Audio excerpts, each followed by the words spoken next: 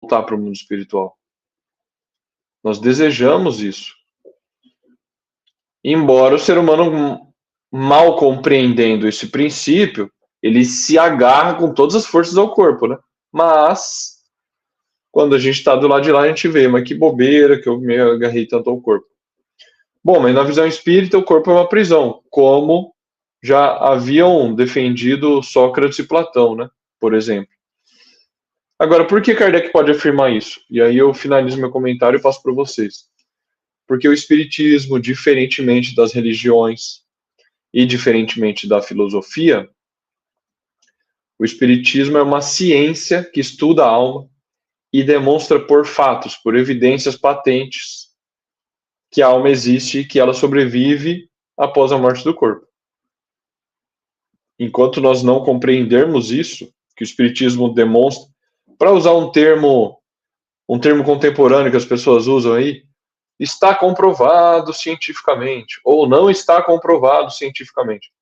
No caso do espiritismo, a gente pode dizer que está comprovado cientificamente, pela ciência espírita, que a alma existe, ela sobrevive à morte do corpo. E põe fim, de uma vez por todas, a essa dúvida sobre essa grande questão da morte, que é a questão que atormenta a humanidade, que preocupa a humanidade ao longo de toda a história. Então, o Espiritismo demonstra isso a partir da observação dos fenômenos espíritas lá do século XIX. Então, essas coisas precisam ficar claras para a gente, porque, de fato, a visão do Espiritismo sobre a morte não é uma separação eterna. Não deveria ser a dor que é geralmente quando esses casos eles ocorrem entre nós espíritas. Não deveria ser a dor que é. E a gente deveria enxergar isso com um pouco mais de tranquilidade, né?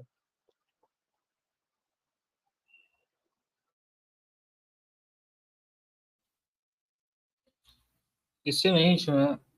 Como foi dito, não é? O corpo para o espiritismo é uma prisão, porque quando a gente desencarna, a gente se livra, né, das limitações no corpo. Né? Então, a metáfora da prisão, né, como o José falou, como já falava Platão e Sócrates,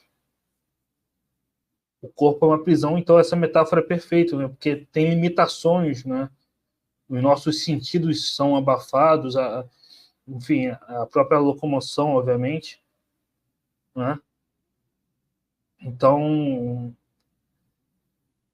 essa visão, né, é interessante, né, que o espiritismo traz. Enfim, diferente de outras filosofias, por exemplo, Aristóteles, que via uma dependência maior da alma em relação ao corpo. Né? Agora, com relação ao desencarne, né, é importante considerar que, claro, nesse texto Kardec está fazendo um resumo, mas no Livro dos Espíritos e outras obras ele vai explicar melhor como funciona esse desprendimento. Que esse desprendimento é gradual, né? Em alguns mais rápido, né?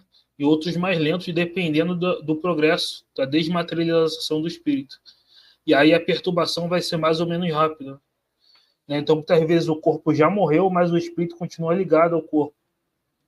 Até casos extremos que, por exemplo, o espírito sente os vermes roendo o corpo, né? Mais por um efeito psicológico da visão em relação ao corpo, como Kardec explica no Livro dos Espíritos. Então,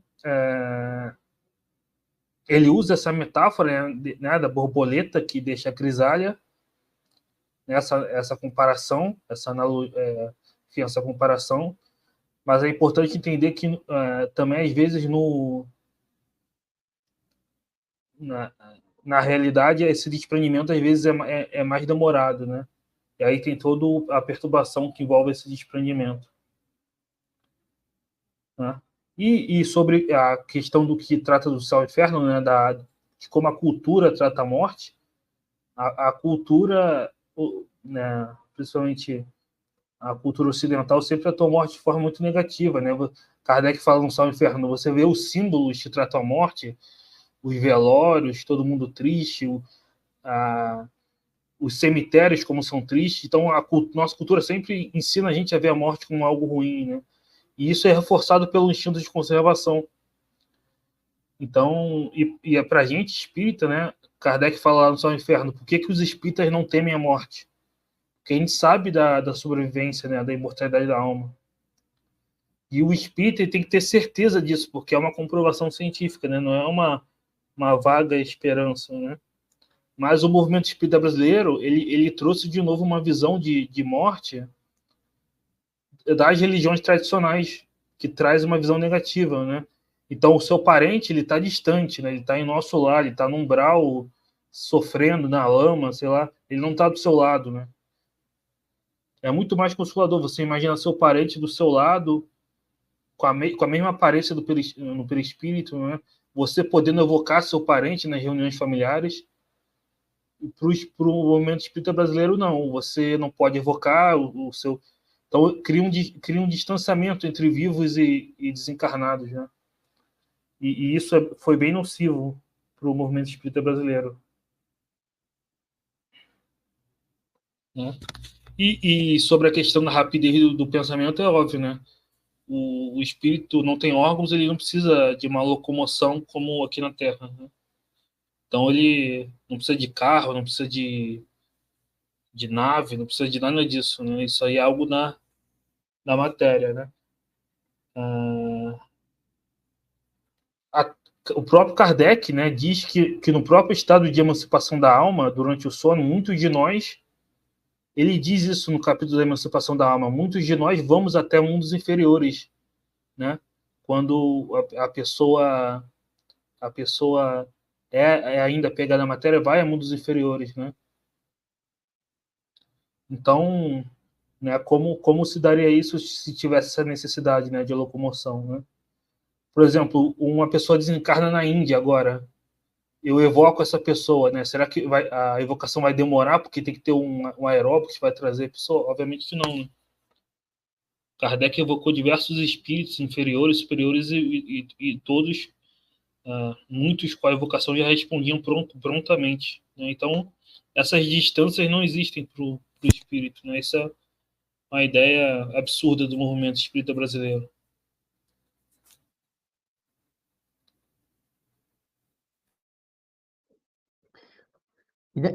E tu vê como as coisas vão sendo distorcidas a tal ponto que justamente aquilo que o Espiritismo trouxe de novo e de consolador, é exatamente aquilo que os espíritos do movimento espírita brasileiro tiraram.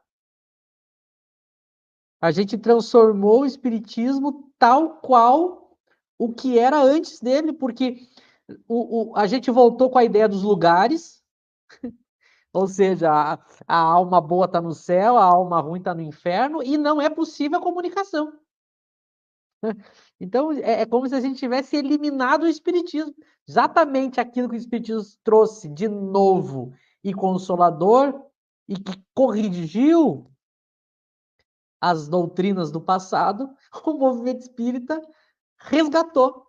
Voltou com os lugares e voltou com a impossibilidade da comunicação.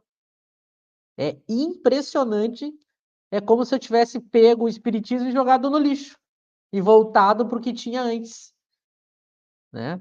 E outra falácia que se criou é justamente essa que eu iniciei falando.